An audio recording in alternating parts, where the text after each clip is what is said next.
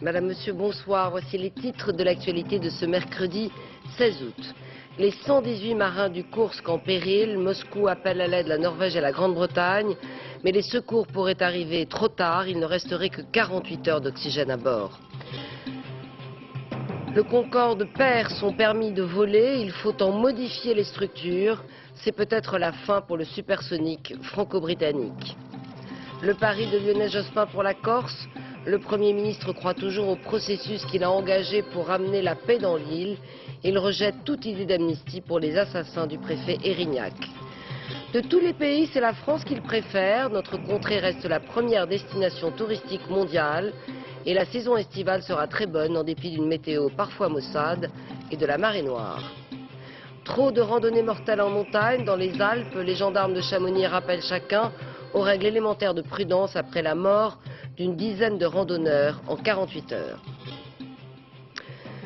La situation est extrêmement critique pour les 118 marins enfermés à bord du Kursk par plus de 100 mètres de fond depuis maintenant samedi. C'est ce qu'a affirmé aujourd'hui Vladimir Poutine, le président russe, qui a officiellement demandé de l'aide à la Norvège et à la Grande-Bretagne. Après 3 tentatives infructueuses pour remonter l'équipage, on estime maintenant à 48 heures les réserves en oxygène dont disposent les marins. Londres a déjà fait partir les premiers moyens de secours. Il n'est pas sûr qu'ils arrivent à temps. Gilles Rabine. Malgré la foi en l'impossible, dont témoigne l'imposant monument érigé à la gloire des marins sauveteurs, l'espoir s'amenuise à Mourmansk. Depuis ce matin, le Kursk ne répond plus.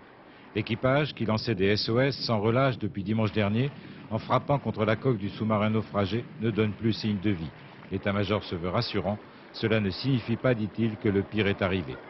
3e tentative de sauvetage, 3e échec, avec toujours le même obstacle insurmontable, la météo, et la tempête qui ne faiblit pas et les accalmies trop brèves pour réussir. Des moyens de sauvetage venus d'ailleurs qui pourraient changer la situation, ça n'existe pas. Les nôtres sont meilleurs, vous devez me croire sur parole.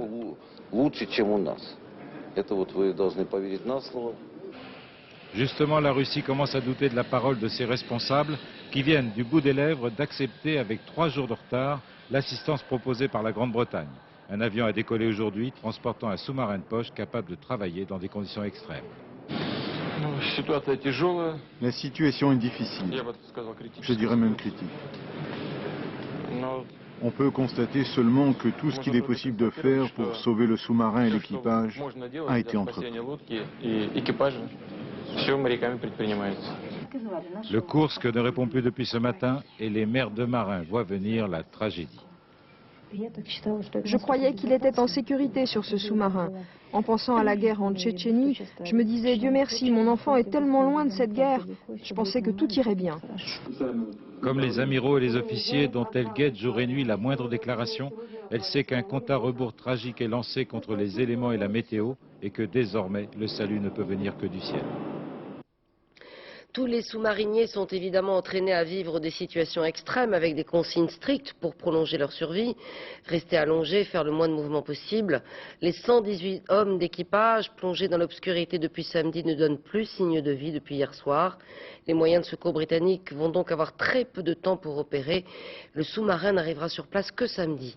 Explication de Jean-Bernard Schmitt. L'engin a été spécialement conçu pour les opérations de la dernière chance. Il est d'ailleurs considéré comme un ultime espoir pour les marins du Kursk. Ce sous-marin de poche britannique, ici manœuvrant en Norvège, n'a encore jamais été utilisé pour secourir un autre submersible.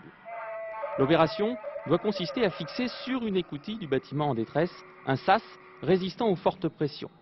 Si cela réussit, le sous-marin peut évacuer à chaque voyage une dizaine de personnes, une manœuvre qui dépend bien sûr de la météo. Évidemment, lorsque l'eau est claire, le temps calme, que le sous-marin est bien placé, c'est plus facile.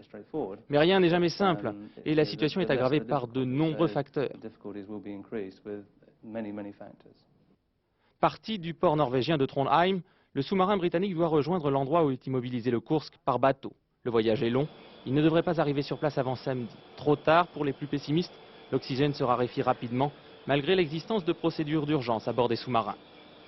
Nous mettons en œuvre des petits moyens palliatifs qui permettent d'augmenter de quelques jours en fait, la durée d'autonomie de vie d'un équipage par des petits procédés chimiques que nous mettons en œuvre à bord du sous-marin, mais qui ont une durée de vie limitée. Je dirais que ça permet d'augmenter la survie d'un équipage de 4, 5, 6 jours éventuellement maximum. À cela s'ajoutent les problèmes de température qui baissent, de lumière, d'alimentation. Tout équipage de submersible est entraîné à survivre dans ces conditions. Mais combien de temps ?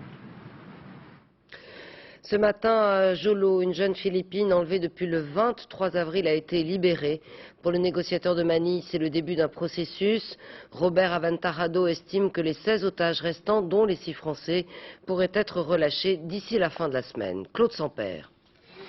Elle vient de vivre 118 jours retenue par les rebelles du groupe Abu Sayya. C'est la dernière otage libérée il y a quelques heures à Jolo. Elle s'appelle Lucrecia Dablo, elle est philippine, elle a 35 ans. Après sa libération, elle a immédiatement été conduite en avion à Zamboanga, au sud des Philippines. Elle était accompagnée par les 2 principaux négociateurs. À droite, Roberto Aventarado, le négociateur philippin. À gauche, Rajab Azzarouk, le diplomate libyen qui joue aujourd'hui un rôle clé. En quelques mots, Lucrecia explique que lorsque ses gardes lui ont demandé de la suivre, elle a eu peur, elle ne savait pas qu'ils allaient la libérer. Nous attendons maintenant la libération des autres otages. Ça commencera à partir de demain. Ça commence demain et ça finit quand? Eh bien, nous travaillons pour obtenir que tous les otages soient libérés en même temps. Nous y travaillons. Alors s'il vous plaît, priez avec nous pour que l'on réussisse. Aujourd'hui, les négociateurs font donc tout leur possible pour obtenir une libération globale de tous les otages occidentaux, ceux enlevés le 23 avril dernier et nos confrères de France capturés le 9 juillet dernier. Apparemment, les libérations prévues aujourd'hui ont été retardées à cause d'un mouvement de troupes des soldats philippins. Les rebelles auraient été inquiétés par la présence de soldats près de leur camp. Selon les dernières informations, on s'attend toujours à une libération via Tripoli. Dans la capitale libyenne, une délégation libanaise et une délégation sud-africaine sont arrivées ces dernières heures pour attendre leurs otages respectifs. À Londres, la décision de British Airways d'arrêter ses Concorde a surpris aussi bien la clientèle que les équipes de pilotage. Aujourd'hui, la direction britannique de l'aviation civile a confirmé que le supersonique n'avait plus de certificat de navigabilité, un revirement que les Britanniques ont parfois du mal à comprendre. Joël Bruandé sur place. C'est peut-être le tout dernier vol de Concorde. C'était hier soir à l'aéroport d'Heathrow. Le 7e Concorde britannique arrive de New York avec un équipage réduit et sans aucun passager à son bord. La compagnie britannique a donc pris la même décision qu'Air France. Elle a même devancé de 24 heures la suspension du certificat de navigabilité. Une suspension confirmée ce midi à Londres par l'aviation civile. Il est évident que pour obtenir un certificat de navigabilité, aucun avion ne peut être équipé de pneus capables de transpercer un réservoir et de conduire à une telle catastrophe. Et la presse ce matin n'est pas tendre avec Concorde. Tous les journaux, ou presque, lui prédisent une fin prochaine. Pourtant, près des appareils désormais cloués au sol, quelques mécaniciens continuent à travailler. British Airways assure même que Concorde pourrait recommencer à voler 24 heures après un éventuel feu vert. Car beaucoup ici continuent à croire en la fiabilité de leur Concorde. Des modifications ont été apportées sur les Concorde britanniques qu'on ne retrouve pas sur les Français. Il y a bien des différences entre les deux, mais je ne peux pas dire si ces différences ont joué un rôle sur la décision de stopper les vols. Aujourd'hui, certains responsables de British Airways critiquent presque ouvertement la maintenance du Concorde français, en rappelant qu'en 1993, l'éclatement d'un pneu avait poussé la compagnie britannique à apporter certaines modifications au Concorde, ce qu'Air France n'avait pas fait. Et ce soir, à Paris, la Direction générale de l'aviation civile a retiré à son tour le permis de voler du Concorde. Le bureau enquête accident qui est à l'origine de cette décision recommande des modifications sur l'appareil pour éviter qu'un drame comme celui de Gonesse ne se reproduise. Mais les experts aéronautiques estiment que ces modifications seront forcément longues et coûteuses et pourraient remettre en cause l'avenir du supersonique. Patrick Fandiot et Agnès Gardet. L'homme a des doutes. De gros doutes sur la sécurité des Concorde. Paul-Louis Arslagnan, patron du bureau enquête accident, convoque ce midi la presse pour lui annoncer une décision rarissime. Il va demander qu'on retire au supersonique français son certificat de navigabilité. À partir du moment où nous avons déterminé que le risque d'éclatement d'un pneu pouvait provoquer des dégâts aussi extraordinaires en aussi peu de temps, il devenait nécessaire pour nous de recommander que l'on prenne des mesures permettant de garantir contre les conséquences d'un tel événement. L'éclatement d'un pneu n'aurait pas dû avoir de telles conséquences. En attendant d'y voir plus clair, les Concorde perdent leur droit de vol. Une mesure qui officiellement n'est que provisoire. Les autorités de l'aviation civile anglaise et française vont maintenant interpeller les constructeurs British Aerospace et l'Aérospatiale. Pour obtenir un nouveau certificat, il faudra sans doute revoir la conception des appareils, des modifications qui pourraient concerner plusieurs points. D'abord, la composition des trains d'atterrissage et leur trop grande proximité avec les réacteurs. Ensuite, la structure des pneus et de leurs alliages métalliques. Autre point, le matériau de fabrication des réservoirs sous les ailes, des endroits particulièrement fragiles. Ou encore, les défaillances inexpliquées et répétées des moteurs. Si on fait des modifications structurelles, ça va prendre des mois et des mois, en étant modeste. Donc, commercialement parlant, à mon avis, c'est la fin du Concorde. Ces éventuelles modifications sont considérées par certains spécialistes comme de véritables prouesses techniques. Elles ne sont peut-être pas toutes réalisables et pourraient coûter très cher. Air France et British Airways jugeront si elles ont intérêt à investir dans des avions dont l'exploitation devait prendre fin en 2007. Les 5 supersoniques français pourraient alors tous devenir des pièces de musée. Il n'y aura jamais d'amnistie pour les assassins du préfet Claude Érignac, c'est ce qu'a affirmé Lionel Jospin dans le texte qu'il publie dans le Nouvel Observateur.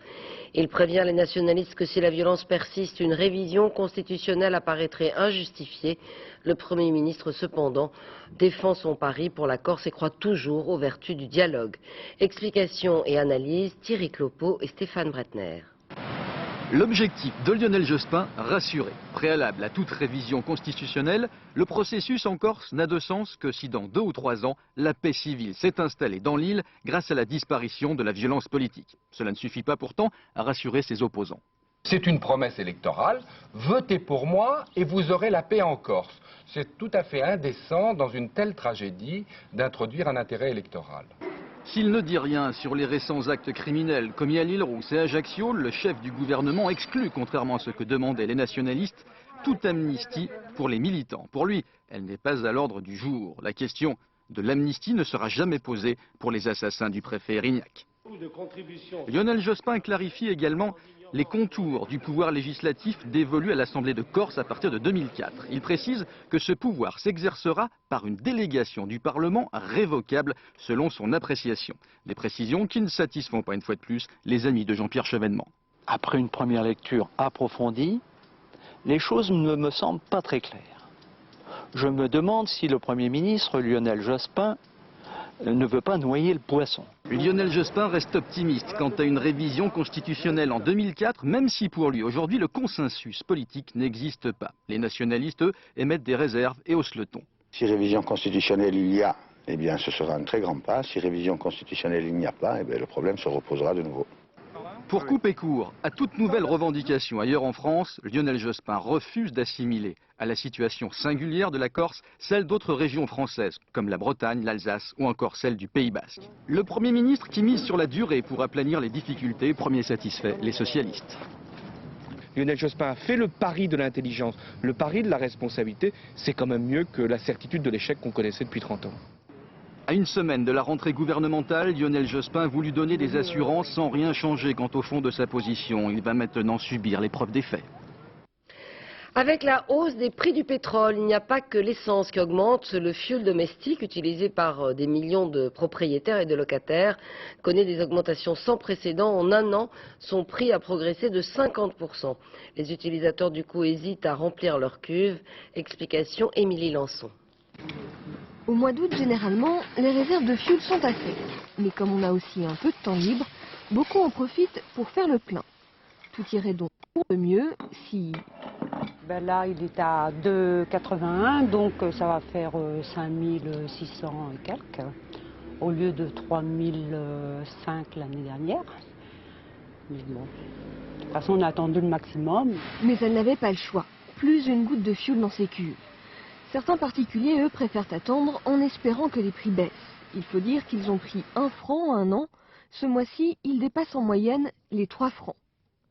Coincés entre les compagnies pétrolières et les consommateurs, les négociants en fioul doivent faire face à une hausse des prix qu'ils ne contrôlent pas. Et pour s'en sortir, ils n'ont pas 36 solutions. Quand les prix sont très chers, nous on fait un effort supplémentaire et donc on rogne d'une manière même, je peux dire, assez importante sur nos marges. À peu près de combien ? Disons, ça dépend parce que les prix donc évoluent, ça peut être de l'ordre de 10, 15 à 20%. Et si le prix du fioul, tout comme celui de l'essence, est cher, c'est que celui du baril de pétrole est élevé. 32 $, du jamais vu depuis la fin de la guerre du Golfe en 91. Ajoutez à cela un dollar fort et une demande en pétrole très soutenue. Seule solution pour que les prix baissent, produire plus. C'est ce que demandent les États-Unis aux pays exportateurs de pétrole. Mais les membres de l'OPEP ne semblent pas tellement disposés à relever leur plafond de production. Ils doivent se réunir en septembre pour en décider. Les agriculteurs de la FNSEA ont organisé une manifestation dans la Manche aujourd'hui. Ils ont distribué des tracts sur plusieurs axes routiers du département pour demander la libération de Jean-Pierre Capel. Cet agriculteur condamné à 8 mois de prison, dont 4 fermes, pour avoir tiré au pistolet un pétard en direction d'un CRS lors d'une manifestation le 14 juin dernier. Les agriculteurs récusent cette sanction qu'ils trouvent trop lourde. La grande fête des jeunes catholiques à Rome implique une organisation démesurée. C'est l'État italien qui finance une bonne partie des installations où vont se tenir les grands rendez-vous. Et pour se loger et se nourrir dans la cité éternelle, les jeunes pèlerins se débrouillent comme ils peuvent. Reportage Elsa Margou. C'est un barnum gigantesque qui pousse au milieu de nulle part. À Tor Vergata, dans la banlieue de Rome, on met la dernière main à la scène géante où se produira le pape ce week-end, point d'orgue des JMJ. Pour l'occasion, le Vatican a prévu large. Sous la croix de 36 mètres de haut, 300 hectares de champs aménagés pour accueillir 1,5 million de jeunes croyants. Il a fallu creuser des canalisations, installer plus de 12 000 toilettes chimiques. Total, plus de 800 millions de francs à la charge du contribuable italien. Car la facture a tout simplement été rajoutée au coût de construction de la nouvelle université. Question logistique, ce sont les pèlerins eux-mêmes qui doivent mettre la main à la poche. 300 cantines de plein air ont été installées dans les rues de Rome.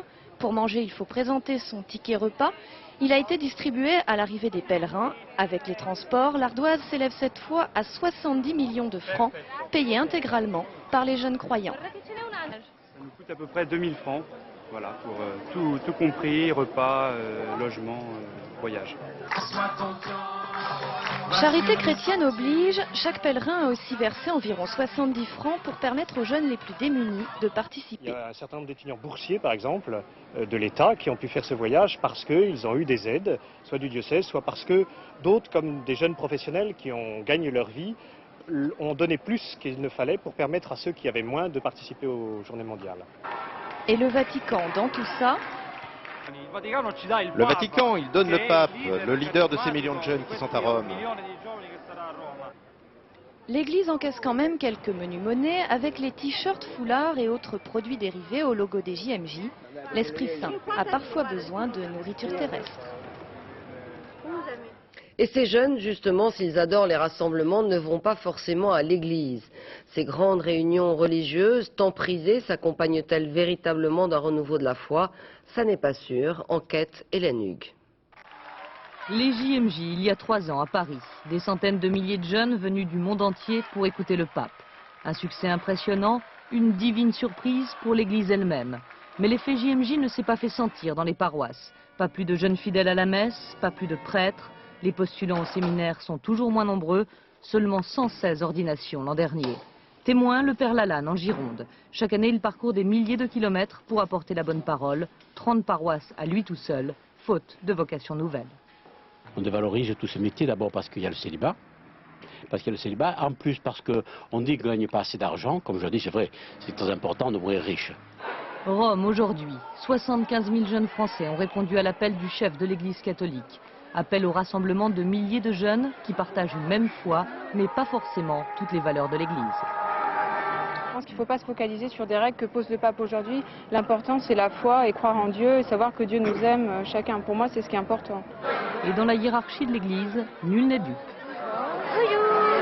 monde. Il y a un analphabétisme religieux et que beaucoup d'entre eux, parce qu'ils n'ont pas reçu en famille, ils n'ont pas reçu à l'école, ils n'ont pas reçu dans l'entourage, que peut-être que les médias n'ont pas été très porteurs non plus, eh bien ils ont très peu de repères et de culture religieuse. Pas de culture religieuse, mais une culture suffisante de la fête pour se retrouver tous les 3 ans au grand show organisé par le pape. Une décision que le pape peut-être n'approuverait pas. Les chercheurs britanniques vont pouvoir expérimenter le clonage d'embryons humains. Le gouvernement de Tony Blair a donné son feu vert.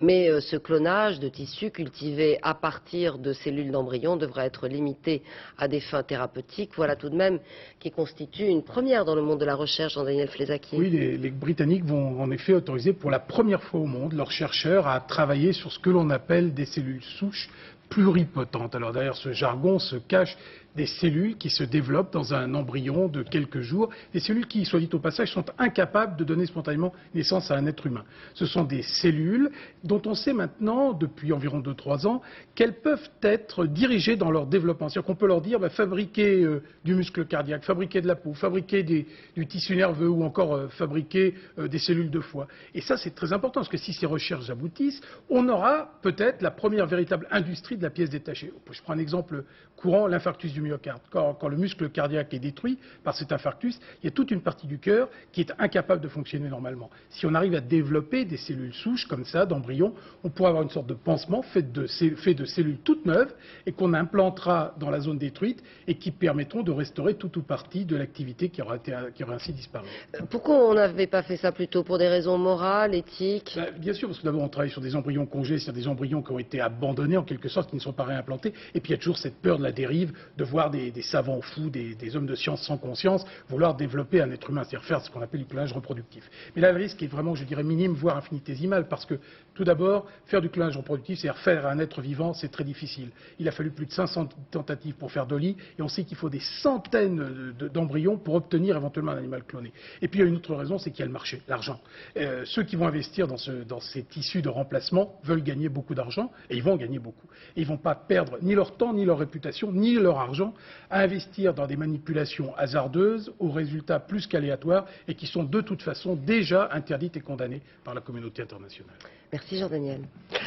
Bonne saison touristique en France cette année. En dépit du mauvais temps et de la marée noire, presque 73 millions d'étrangers sont revenus dans notre pays. Dans le sud de la France et l'Île-de-France, le nombre des touristes français et étrangers a augmenté de 3 à 4%. C'est sur la côte atlantique que la fréquentation a été un peu moins bonne. Reportage Nathalie Moisan et Yannick Aroussi. Pour ceux qui aiment bronzer serré, il est vrai qu'on choisit rarement la Côte d'Azur pour l'isolement, mais cette année, record battu. Avec le Languedoc-Roussillon et le littoral provençal, champions au palmarès touristique de la saison estivale. Les inconditionnels des plages ont boudé celles de l'Atlantique, mauvais temps en juillet pour les Français et mauvaise image due à la marée noire pour les étrangers, allemands et anglais. Dans le sud, en revanche, la pêche a été bonne. Sur la Côte d'Azur, taux de remplissage de 90% en août. Nous saturons partout. On sature au niveau des hôtels, puisqu'on refuse plus du double de nos hôtels. On sature au niveau des restaurants. Nous avons des confrères qui commencent à 18 h le soir, jusqu'à 2 h 30 du matin. Ils font 7 fois le même couvert sur une même table. Un dollar élevé et un euro faible rendent aussi les séjours moins chers pour les Américains et les Japonais, friands de la Côte d'Azur.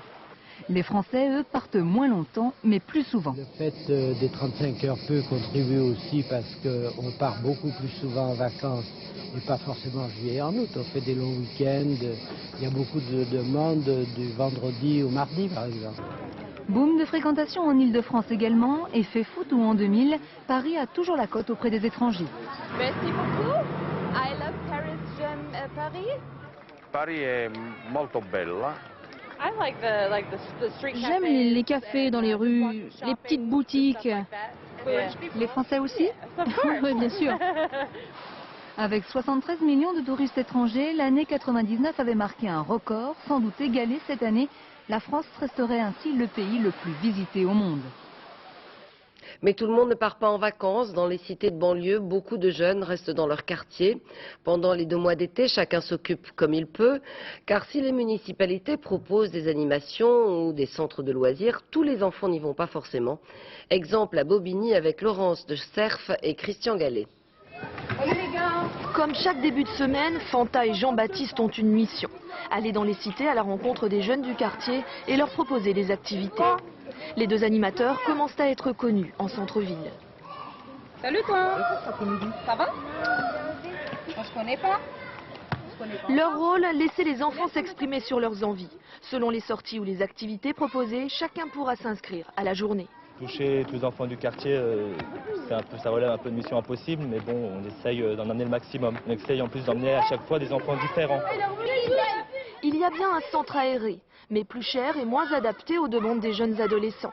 Ici, les activités coûtent 6 à 8 francs par jour, un prix qui reste pourtant un frein pour les familles nombreuses. Je trouve que c'est plus amusant quand il y a plus d'activités, c'est moins cher. C'est important ça que ce soit moins cher? Ouais. Libres de choisir le programme de leur journée, les enfants suivent Jean-Baptiste et Fanta ou restent jouer dans la cité, au pied des immeubles. Est-ce que ça me dit pas d'aller? Pourquoi? J'y vais une fois sur deux. Je sais pas. Pas toujours rester ici, quoi. Mais ça te plaît quand même de rester ici? Oui. Pourquoi? Parce que j'ai des copains, on joue au foot. Laisser les enfants dans la cité ne réjouit pas tous les parents. Non, pas tous les jours. Pas tout le temps, parce que je préfère pas. Aujourd'hui, certains ont lâché le ballon pour le rouleau à pâtisserie. Fabriquer une pizza pour la soirée interquartier les a attirés. Un moyen pour mettre un peu de piment dans le quotidien des vacances. La vitesse et l'inattention sont à l'origine de 3 accidents de voiture à Marmande, dans le Lot-et-Garonne. Une collision frontale entre 2 voitures a tué 8 personnes, dont 3 enfants. À Perpignan, dans les mêmes circonstances, 2 personnes ont été tuées. Et ce soir à Carcassonne, 3 morts et 3 blessés sur la nationale 113. Il s'agissait à chaque fois d'excès de vitesse. Dans les Alpes, en 48 heures, près de 10 personnes ont trouvé la mort en France et en Suisse. Certains ont dévissé, d'autres ont été tués par des éboulements de pierres. La montagne est particulièrement dangereuse en ce moment en raison des fortes chaleurs et compte tenu du nombre important de touristes, les accidents se multiplient. Reportage Virginie Fichet. À 3800 mètres d'altitude, la Tour Ronde est l'un des itinéraires les plus fréquentés du massif. Alors qu'ils redescendaient hier en fin de matinée, 4 alpinistes ont trouvé la mort dans ce couloir, victimes d'une chute de pierre.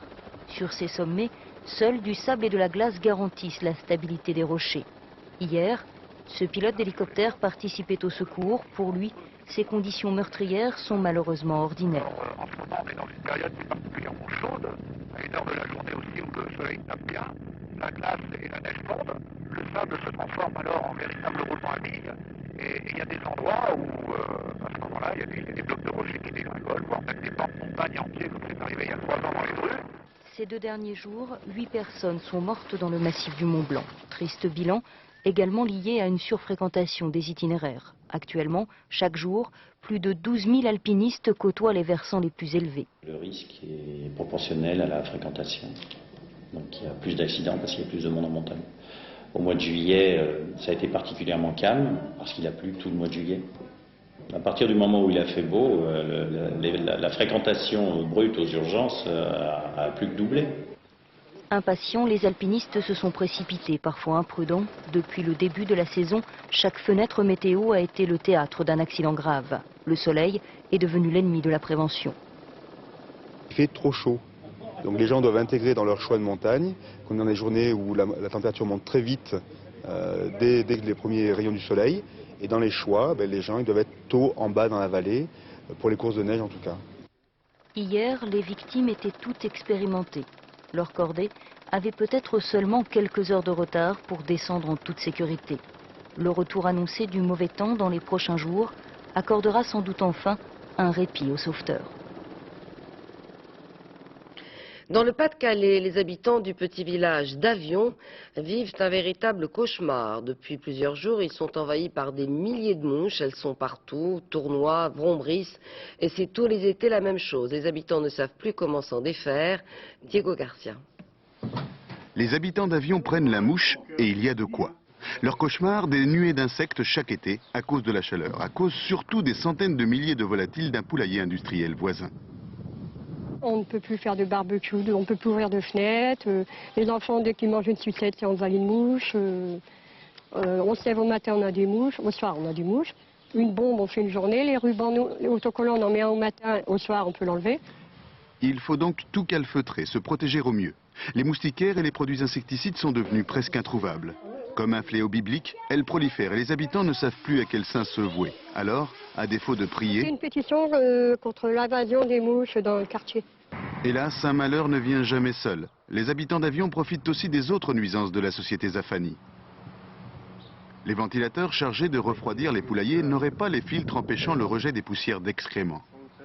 Ça pue, ça infecte. Les poumons de nos enfants sont aussi atteints. Les allergies dont se plaignent les habitants du coin, elles viennent de là. La société propriétaire des poulaillers n'a pas souhaité s'exprimer. Les habitants, eux, menacent de fermer l'école du quartier à la rentrée prochaine. Ils voudraient simplement ne plus entendre voler une mouche. C'est un jeu virtuel qui se passe à Berlin sur Internet. Un cache-cache géant qui a débuté le 14 août. Inspiré du roman Running Man de Stephen King, ce jeu consiste à traquer 24 heures sur 24 un homme baptisé Roger. S'il échappe aux internautes, il empoche 70 000 francs et inversement, celui qu'il trouve peut gagner la même somme. Reportage Dorothée Cochard et Bruno Livertou.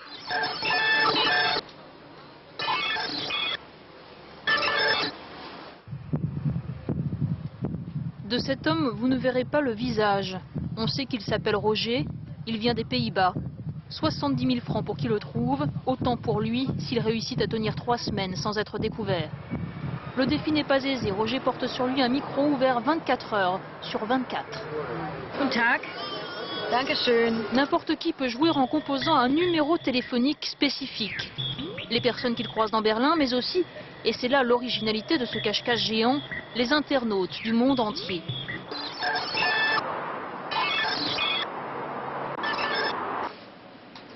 À midi, ils étaient là. Plan de la ville, personnalité du fuyard, traces laissées sur les points de passage obligés. Tout est compilé sur le site du jeu pour faciliter la traque. Comme tu dis, le tramway, il doit avoir une station pas très loin. C'est plus excitant parce que c'est un être humain. Souvent les jeux, que ce soit l'informatique ou les jeux de société, sont soit un peu trop courts, soit il manque un petit peu de réalisme. Il manque toujours ce challenge que je vais dire l'être humain nous offre, quoi.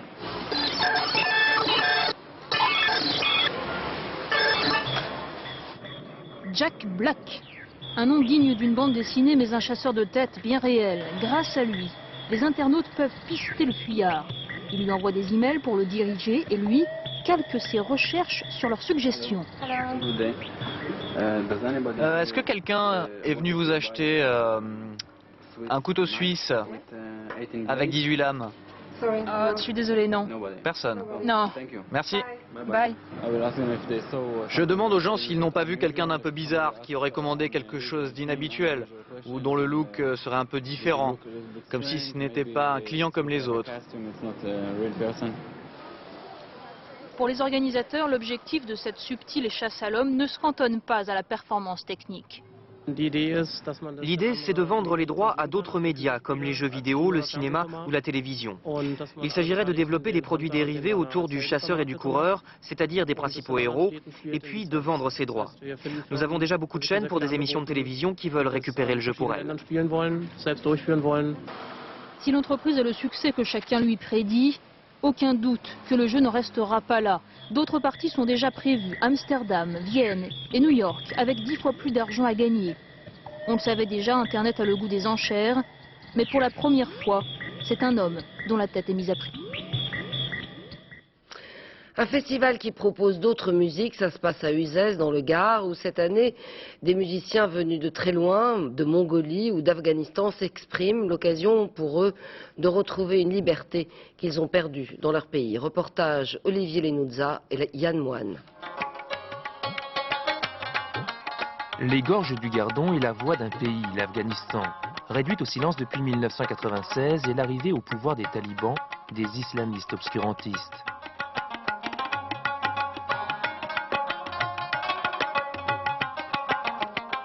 En Afghanistan, la musique, comme tous les plaisirs, est interdite. Les musiciens, ils quittent l'Afghanistan. Ils ne peuvent pas vivre là-bas, ils ne peuvent pas exercer leur métier là-bas, donc ils sont des exilés dans la plupart. Mais quand vous êtes exilé dans un autre pays, pour exercer le métier et vivre avec, c'est très très difficile. La musique afghane, mais également les danses mystiques du Maroc et les voix de gorge de Mongolie. Pour la 5e année consécutive, plusieurs communes aux alentours d'Uzès fêtent la musique du monde. La musique du monde, c'est un langage qui est universel, qui peut être compris par tout le monde, parce que ces musiques-là, ces musiques traditionnelles qui plongent finalement dans les racines de notre mémoire, c'est une musique qui parle à notre âme, c'est une musique qui possède une dimension du sacré. Le sacré, c'est universel, c'est pas du tout réservé à une élite, tout le monde peut le comprendre.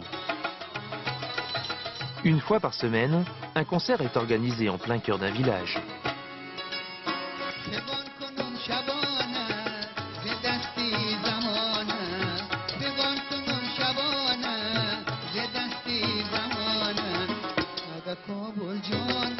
L'occasion de découvrir de nouveaux instruments, de nouvelles sonorités, une nouvelle manière de chanter.